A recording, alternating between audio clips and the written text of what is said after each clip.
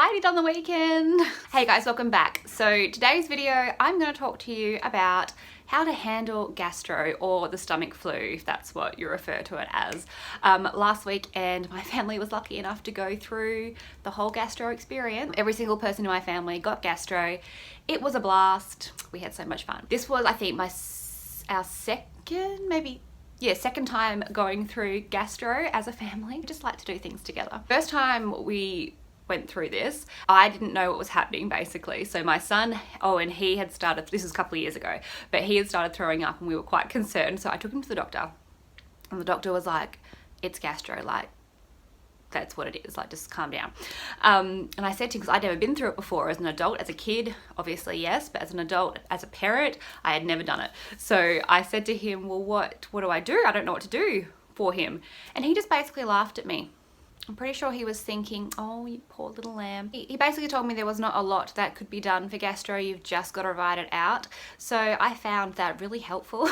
So today I thought I would go through some practical tips for what to do when you have gastro, when your family has gastro. Just little things that might make your life that little bit easier over that 24 to 48 hour period while you were suffering through hell. Obviously, I'm not a doctor, so this is not medical advice by any means, but these are just a few things that really did help us through this particular bout of illness. So number one is just you've got to accept the fact that pretty much everyone in the family is going to get it. I mean, you can try your hardest to not get sick, but I mean, when you have little kids and they're sick, they're vomiting, they just want to be with their parents. They're going to get their germs all over you. They're going to be right up in your face.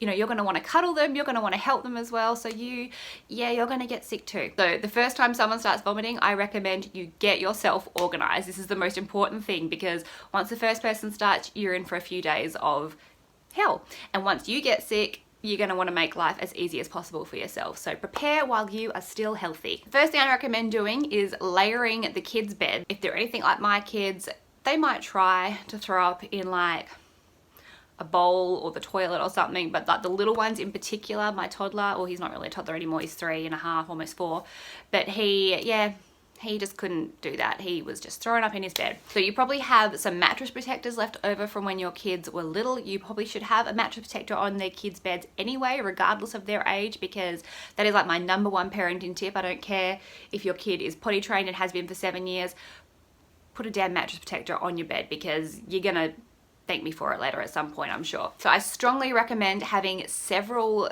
mattress protectors. If it's not a full mattress protector, even the cot protectors are really good, and layer the bed. So do mattress protector, sheets, another mattress protector, more sheets. Okay, so that way in the middle of the night if your kid throws up, you don't have to be going and taking those sheets off and then finding new sheets, putting them on. You're feeling nauseous yourself, you don't want to be doing this, you're tired, everyone's tired, the kid's laying on the floor waiting for you to put the sheets back on, like it's just a mess. So layer the bed. I reckon at least 2, 3 if you've got enough sheets and mattress protectors, but I think 2 minimum is really where you need to start. If you don't have mattress protectors, I like to have in stock some, I think they're disposable change pads, like that you would use in your nappy bag if you didn't have like a regular change pad.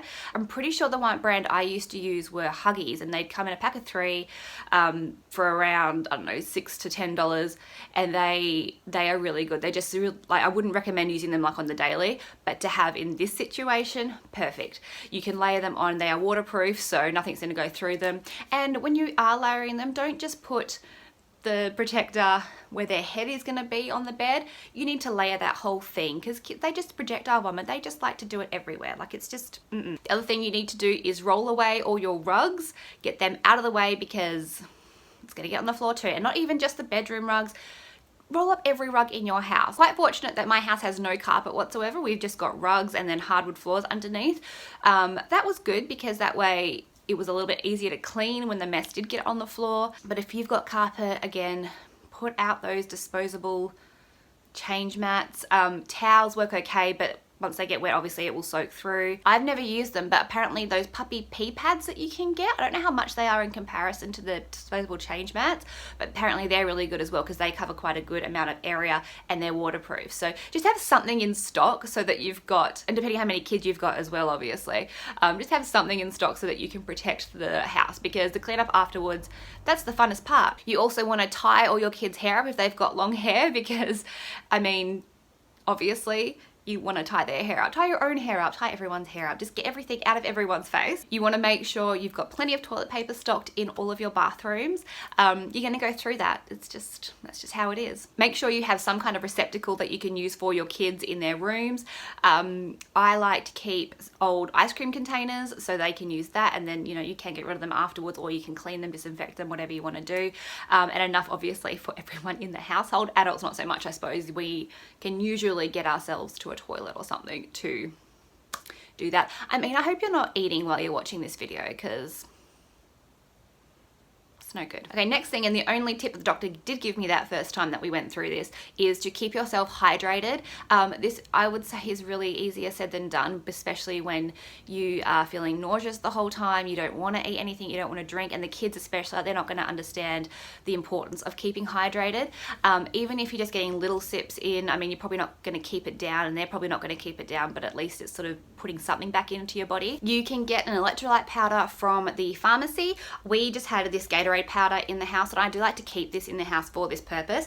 It does have a really long use by date, so you can keep it just in stock in the back of the pantry and not use it if you're not really into Gatorade, but use it during these sort of times. It does just taste a lot nicer than water when you're nauseous, and it does help you with your rehydration. One of my friends that I have that does work at a pharmacy, she said you can buy actual capsules and everything that help with recovery afterwards. So during the whole illness, I suppose, you don't really feel like taking a tablet, and even taking a tablet's going to make you throw up, I'm going to be honest, for me anyway. But she highly recommended them, so maybe speak to your pharmacist about having some of those in stock in your medicine cabinet. So from the pharmacy, you can also get icy poles, or you might call them ice lollies, popsicles, wherever you are in the world.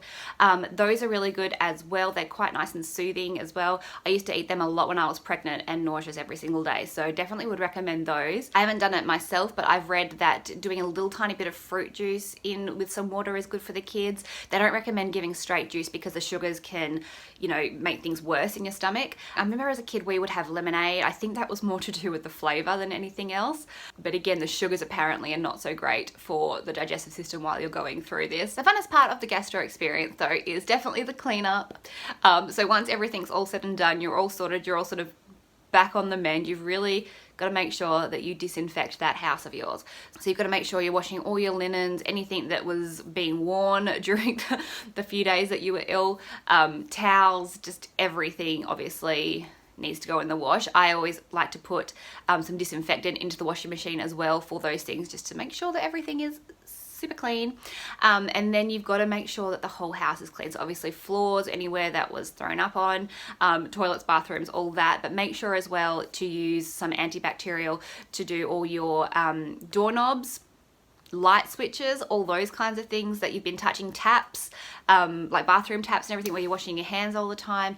It's all been touched by your disgusting germy hands. So everything needs to be cleaned. And I know it's easy to forget those kinds of things, especially when you're doing so much more around the house as well, but that's something you really need to do. And I strongly recommend using antibacterial wipes rather than something reusable. Only in this instance, usually I will use sort of cloths and rewash them and everything.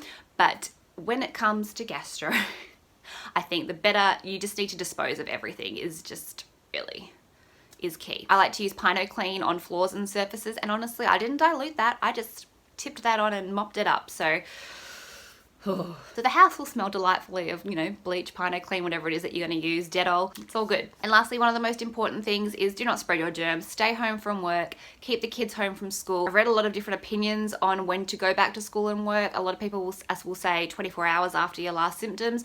Others say 48 and even longer. So I don't know. Kayla ended up going back to school. I think it was about 36 hours after she last had a symptom. Oh, and it was a week before he went back because he only goes to school 1 day a week. I still haven't been back to work, but that was because I was on annual leave. And then Joe waited 48 hours as well. So it really depends. I don't know on whose opinion you take. Ask your doctor. So if you're currently going through gastro, I'm really sorry. My thoughts are with you. I really feel bad for you because this is hell. If you're just getting prepared, good on you. That is really the best thing that you can do for yourself and your family. If you have any other tips, leave them down below so we can all learn together, because I feel like that is very, very important in this situation. Subscribe if you're new and give me a thumbs up if you did enjoy the video.